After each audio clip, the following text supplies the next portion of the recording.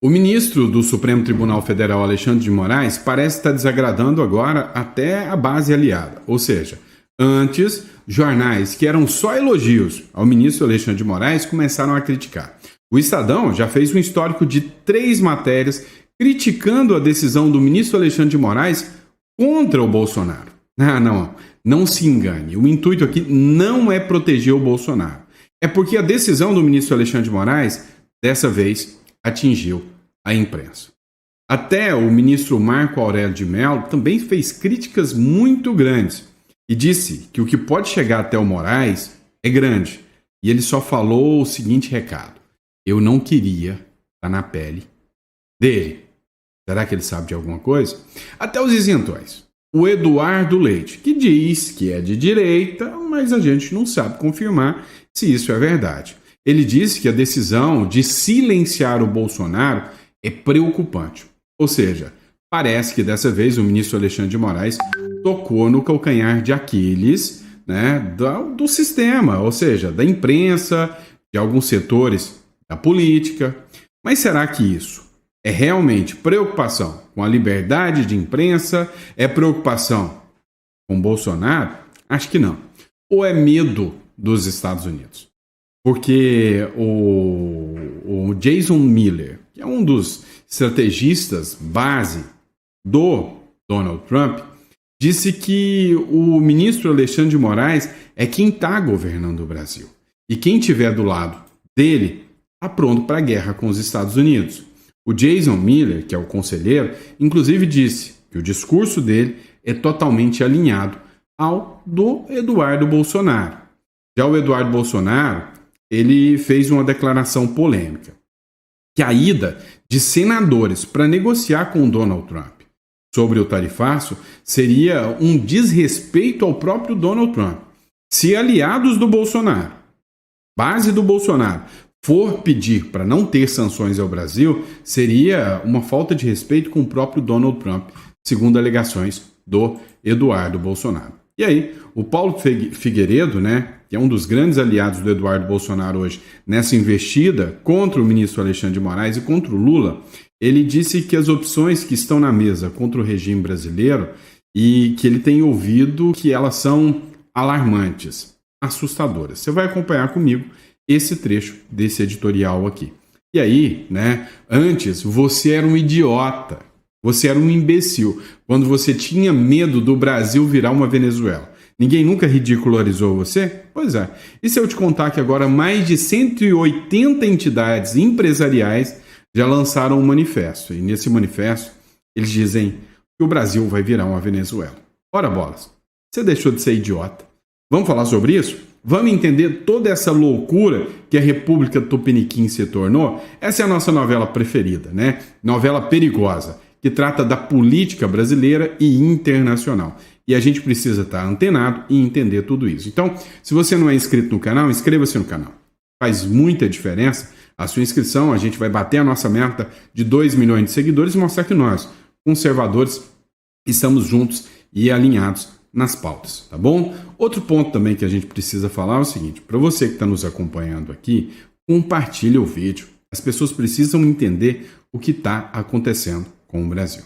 E você que é empresário, você que é empreendedor, você que está construindo patrimônio, nosso escritório está aberto para te atender com todas as pautas empresariais necessárias. Registro de marca e patente, você pode entrar em contato com a gente, internacionalização da sua empresa. A gente tem um ecossistema todo voltado para o empresário. Então é só você entrar em contato, está aqui na descrição, você clica no link aqui e já vai para o setor que é estruturado e preparado para melhor lhe atender. Fechado? Vamos para cima? Então vem comigo, vamos de notícia. É o seguinte, parece que o ministro Alexandre de Moraes não está agradando tanto assim. O Estadão já fez uma sequência de matérias, 3 matérias, todas elas falando que o Alexandre de Moraes promove uma coisa que parece que ninguém nem avisou, Censura. Só os bolsonaristas, não é? Pois é, novas decisões de Moraes. Juristas criticam a falta de critérios claros e afirmam que as medidas do Alexandre de Moraes pode sim ser considerada como censura prévia. O que você precisa entender? A preocupação aqui não é Bolsonaro, não. A preocupação é a própria imprensa, que perdeu mundos e fundos de audiência, porque falar do Lula não dá audiência. O que dá audiência mesmo é falar do Bolsonaro. A decisão do Alexandre de Moraes, que proibiu o Bolsonaro de usar as redes sociais, direto ou indiretamente, e autorizou sua prisão caso ele dê entrevistas e essas entrevistas concedidas sejam publicadas nas redes sociais, e acendeu o debate entre os juristas sobre os limites da liberdade de expressão. E levantou, questionamentos sobre possível cerceamento, não do Bolsonaro, mas da atividade jornalística. Ou seja, agora eles argumentam que a decisão tomada sem uma manifestação prévia da PGR e esse tipo de medida mostra arbítrios e abusos de algo tão extremo quanto a prisão preventiva vinda por parte do ministro Alexandre de Moraes. Ora bolas, isso vem acontecendo desde 2019, mas só agora parece que a ficha caiu. Na matéria do Estadão, eles falam que a liberdade de imprensa e a liberdade de expressão, o direito, a informação está sendo violada pelo ministro do Supremo Tribunal Federal, Alexandre de Moraes. Muita gente está criticando, isso sempre esteve aí, só vocês que não viam. Na minha sincera e humilde opinião, antes tarde do que nunca. Até porque, se for muito tarde, se torna nunca mesmo, porque não vão poder falar nada. E aí, olha só, o ministro do Supremo Tribunal Federal, Marco Aurélio de Mello, ele nada mais, nada menos é do que o ex-presidente do Supremo Tribunal Federal. E aí vocês vão dizer que ele não tem conhecimento jurídico para tal? Faça-me rir, Ele disse que a história vai julgar o ministro Alexandre de Moraes por seus abusos. Abre aspas. Olha, eu não queria estar na pele dele. Fecha aspas. É o que disse o ex-ministro Marco Aurélio de Mello, que já presidiu o Supremo Tribunal Federal e fez muitas, mas muitas críticas em relação ao ministro da Suprema Corte, Alexandre de Moraes. Na sua avaliação, Moraes está extrapolando todos os limites do Estado Democrático de Direito e será inevitavelmente alvo de questionamentos históricos. Abre aspas para o que ele falou. Olha, eu não queria estar na pele do ministro Alexandre de Moraes, não. Ele não consegue sair, estar num lugar público, a não ser com contingente de seguranças. Quando isso se verifica, algo está errado e cumpre àquela que é alvo da hostilização da sociedade observar os atos praticados e se evoluir. Eu vou repetir. Resulta no prejuízo da instituição e mais à frente a história cobrará por esses atos praticados. Ele, o ministro Alexandre de Moraes, proibiu, por exemplo, diálogos, mordaça, censura prévia em pleno século que estamos vivendo. É incompreensível. Foi o que declarou o ministro do Supremo, Marco Aurélio de Mello. Inclusive, eu separei aqui um trecho da entrevista que ele deu, adivinha para quem? Para o Estadão, E aí ele simplesmente deu uma aula. A publicação é do Bruno Zambelli, Ele escreveu o seguinte: o ex-ministro do Supremo destruiu o ministro Alexandre de Moraes. O deputado escreveu o seguinte: o que foi isso? O ex-ministro do STF diz que entender o que o Alexandre está fazendo seria necessário colocá-lo em um divã, ou seja, faz referência a problemas psicológicos por parte do ministro da Suprema Corte. Acompanha comigo.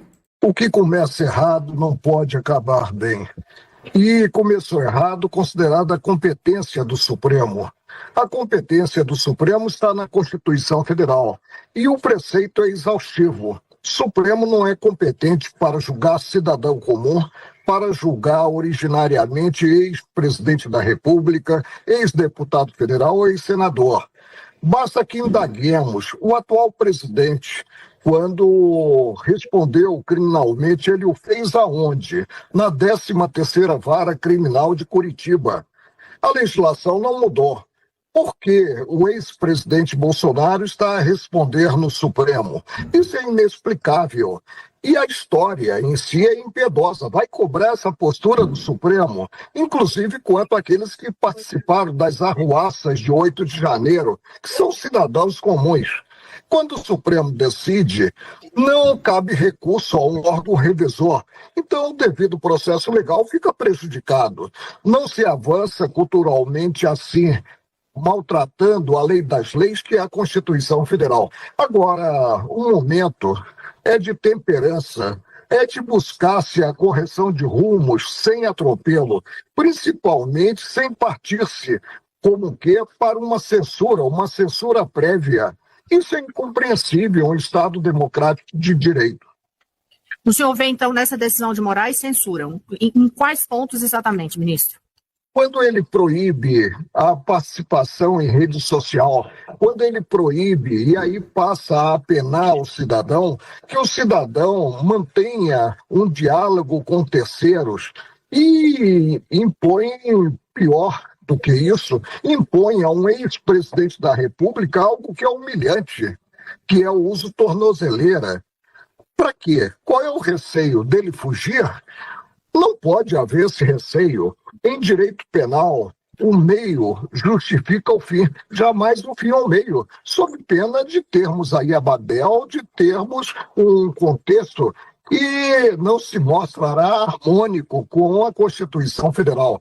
Sobre o ex-presidente Jair Bolsonaro, o senhor acha que o que está movendo ou embasando essas decisões de Moraes, hein? Eu teria que colocá-lo em um divã e fazer uma análise, talvez mediante um ato maior, uma análise do que ele pensa, o que está por trás de tudo isso. O que começa...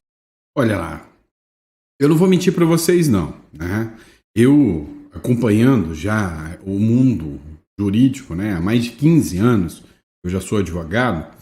Então, o que eu posso dizer para vocês? Eu tenho muitas divergências e muitas decisões tomadas pelo ministro Marco Aurélio de Mello, é óbvio, mas eram decisões jurídicas que abriam aso para divergência.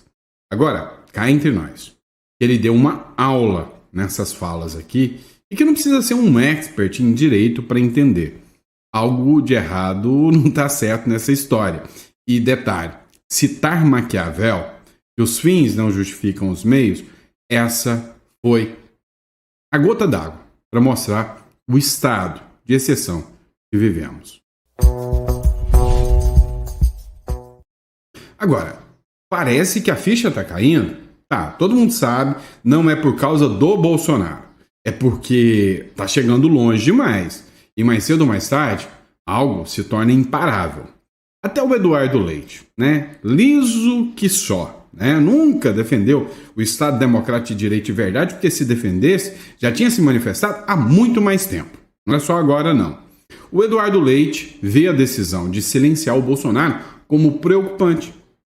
Segundo a matéria do Metrópolis, o governador do Rio Grande do Sul, que é o Eduardo Leite, né, disse ao programa Contexto Metrópolis, que foi apresentado pela jornalista Neila Guimarães e Andresa Matais, que a gente está sempre citando aqui as matérias dela nessa terça, que a decisão do Supremo de proibir o ex-presidente Jair Bolsonaro de ter qualquer declaração veiculada em redes sociais, até mesmo de veículos de comunicação, é preocupante e que ninguém pode celebrar o fato de ter um ex-presidente preso, principalmente se a gente não pode falar de crimes pesados como corrupção, que é o principal mal que assola essa nossa nação.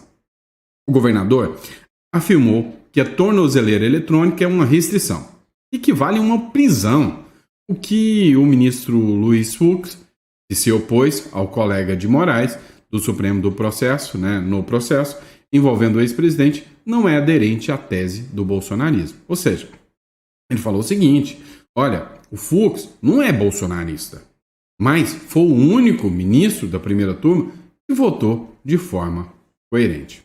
Com toda certeza, né? O Brasil está em um caminho muito errado. E aí, quando, né, o errado vira normal, isso não o torna certo, se torna arbitrariedade. Então, que mais vozes se levantem brigando por democracia e, antes de mais nada, Estado democrático de direito. Agora, ninguém sabe qual o motivo dessa euforia toda para defender o Bolsonaro. Acordaram, caíram na real ou estão com medo? Pois é. Dá uma olhada nessa matéria da Gazeta do Povo. O estrategista do Donald Trump diz que o ministro Supremo, Alexandre de Moraes, é o verdadeiro presidente do Brasil. Lula é só um fantoche. O Jason Miller, que é estrategista do Donald Trump, ele também foi assessor sênior do Trump. Ele criticou a decisão do Supremo Tribunal Federal, ou em especial do ministro Alexandre de Moraes, né, que proibiu o ex-presidente Jair Bolsonaro de dar entrevista nas redes sociais. Ele compartilhou a nota do Tribunal do Brasil, né, do Supremo Tribunal, e declarou no X o seguinte: olha, abre aspas, é inacreditável. O Alexandre de Moraes, novamente, leva todo o crédito pela perseguição política contra o presidente Jair Bolsonaro. Moraes quer que o mundo inteiro saiba que ele governa o Brasil e não o Lula. Na segunda-feira, a decisão do Moraes chamou a atenção de vários americanos, inclusive parlamentares americanos, jornalistas também. Michael Schellenberg, o Glenn Greenwald, todos se manifestaram sobre o que está acontecendo no Brasil. Mais do que nunca, os Estados Unidos estão recebendo informações sobre o Brasil e de como o Brasil está se perdendo. O Metrópolis também fez uma publicação, essa do Paulo Capelli, dizendo que o conselheiro do Trump, o Jason Miller, adotou o discurso do Eduardo Bolsonaro sobre o ministro Alexandre de Moraes e sobre o Lula. Apontado como principal conselheiro de Donald Trump, o empresário Jason Miller, de 49 anos, adotou o discurso de Eduardo Bolsonaro para questionar as decisões do ministro Alexandre de Moraes. Nas suas redes, ele tem feito publicações frequentes, apontando que Moraes e não o presidente Lula comanda o Brasil. Vem cá, outro ponto. Não é só o Jason Miller, né? Steve Bannon, o Pavlovsky, que é o diretor da Rumble, senadores, deputados. Ou seja, os americanos estão começando a perceber o quanto o Brasil está muito além da República Tupiniquim, do Carnaval e do Pelé. Ou seja, o Brasil hoje está se tornando uma verdadeira ameaça aos Estados Unidos. E os Estados Unidos estão começando a enxergar o Brasil nesse formato. E isso, pode ter certeza, é muito perigoso. Agora, tem uma comissão de senadores que estão pretendendo ir até os Estados Unidos para tentar reverter o tarifaço do Donald Trump. O Eduardo Bolsonaro disse que se esses senadores forem aos Estados Unidos, é até um desrespeito ao Donald Trump. Provavelmente vai tomar porta na cara quando chegar para conversar com o Donald Trump, porque os Estados Unidos não estão nem um pouco interessados em recuar. O deputado Eduardo Bolsonaro afirmou que a comitiva dos senadores brasileiros que pretendem ir aos Estados Unidos para tratar desse tarifaço, né, que para mim é, na verdade, sanção. Tarifaço é o que o Trump aplicou para todo mundo. Para o Brasil, tem cara, tem cheiro, tem jeito, tem andar de sanção. Ele disse que esses deputados que lá vão, né, não falam em nome do presidente Bolsonaro. E disse ainda que a ida desses senadores representa um verdadeiro desrespeito ao presidente americano Donald Trump, que foi explícito ao apontar os caminhos que o Brasil deve percorrer internamente para restaurar a normalidade democrática. A declaração foi feita por meio da sua conta, né, na rede social X, onde ele falou que essas pessoas, esses deputados que estão indo lá, eles não estão querendo, né, resolver o problema. O único caminho para resolver o Brasil é uma anistia ampla e irrestrita e a renúncia do ministro Supremo Alexandre de Moraes. O Eduardo Bolsonaro ainda disse, né, nessa mesma postagem, que ele vai, abre aspas, buscar interlocução sem que o país tenha feito sequer um gesto mínimo de retomar suas liberdades fundamentais, como garantir a liberdade de expressão, cessar a perseguição política e que o Brasil é vazio de legitimidade. Para ele, abre aspas, o constrangimento se agrava com a presença de senadores ligados ao partido do Lula, político que sistematicamente adota posturas hostis contra os Estados Unidos.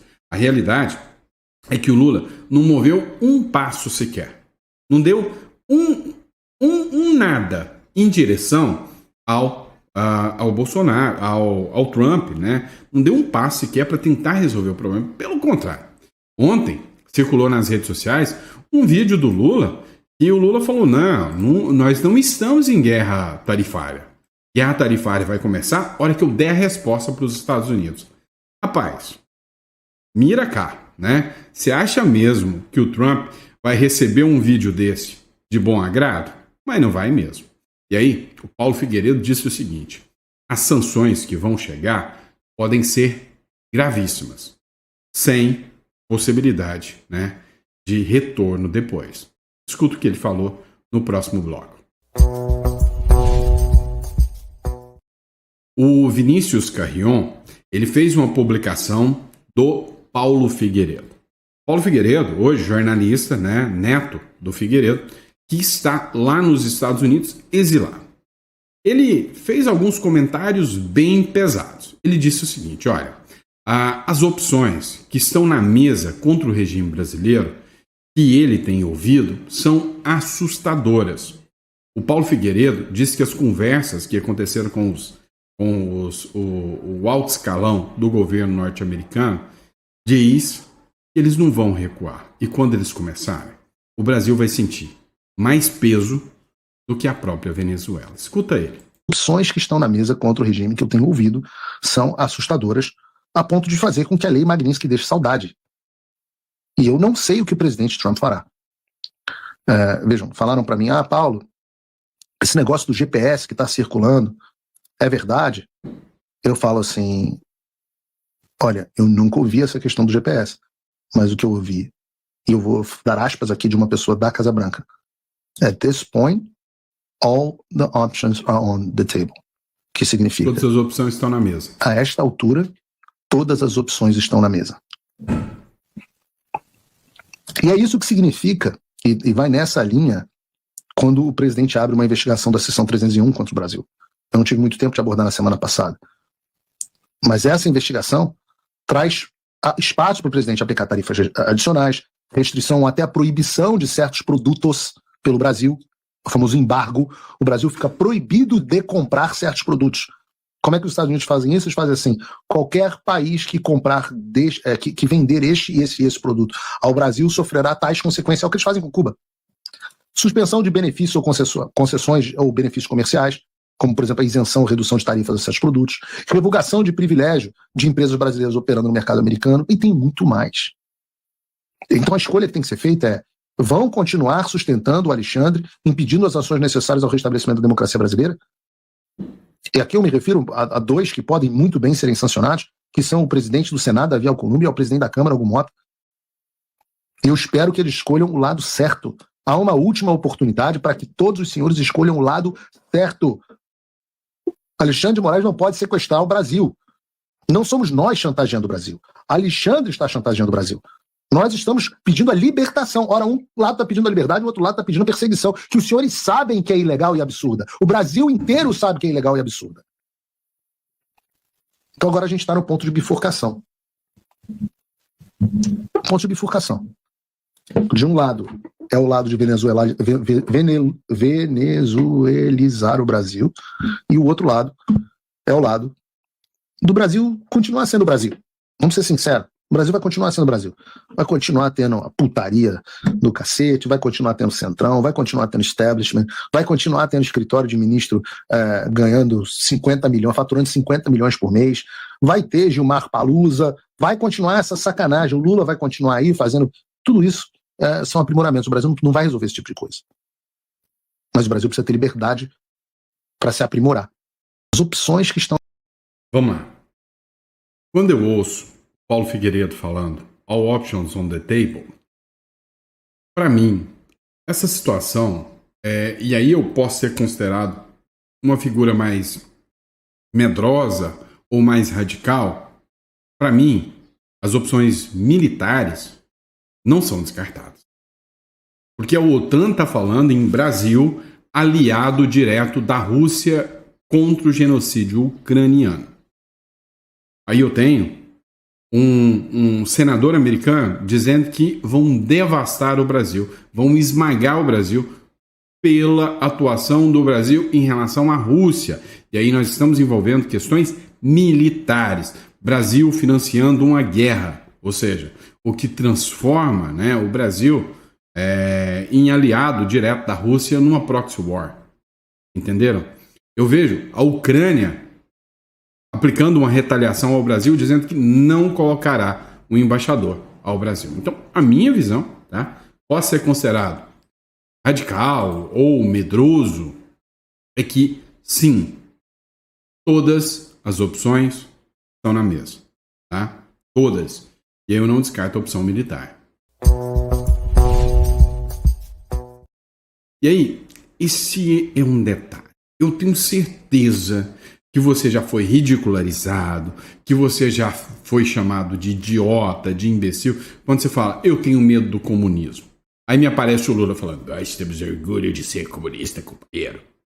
Aí você também fala, eu tenho medo do Brasil virar uma Venezuela. Ih, mas olha lá que ridículo, não é? Você já ouviu isso? Coloca no comentário. Pois é. E agora?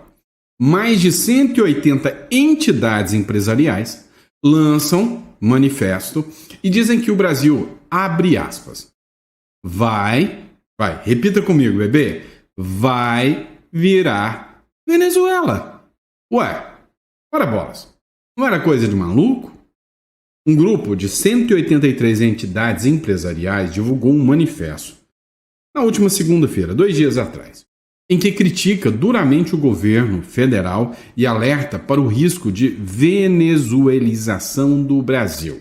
O texto externa insatisfação com o aumento do IOF, avanço da carga tributária e a expansão da máquina pública, apontando que o país segue totalmente na contramão de avanços civilizatórios. Alguém esperava diferente, bebê? É o Lula no poder. Abre aspas, é um trecho dessa matéria. O Brasil caminha a passos largos rumo à venezuelização da população, diz o manifesto. Segundo as entidades, a sociedade civil está acuada e enfrenta obstáculos impostos tanto pelo executivo quanto por representantes políticos que atuariam em defesa de interesses próprios. A carta alega que o inchaço do Estado tem sido financiado por sucessivos aumentos de impostos, abre aspas, para fazer frente à despesa que não para de subir. Nossos mandatários recorrem à eterna solução fácil de elevar a carga tributária, que já é, para a surpresa de 0 pessoas, a maior do mundo. É o que critica o texto. Teve um detalhe, né? O texto não cita nomes, né? E aí tem até um trecho que ele escreve assim, ó.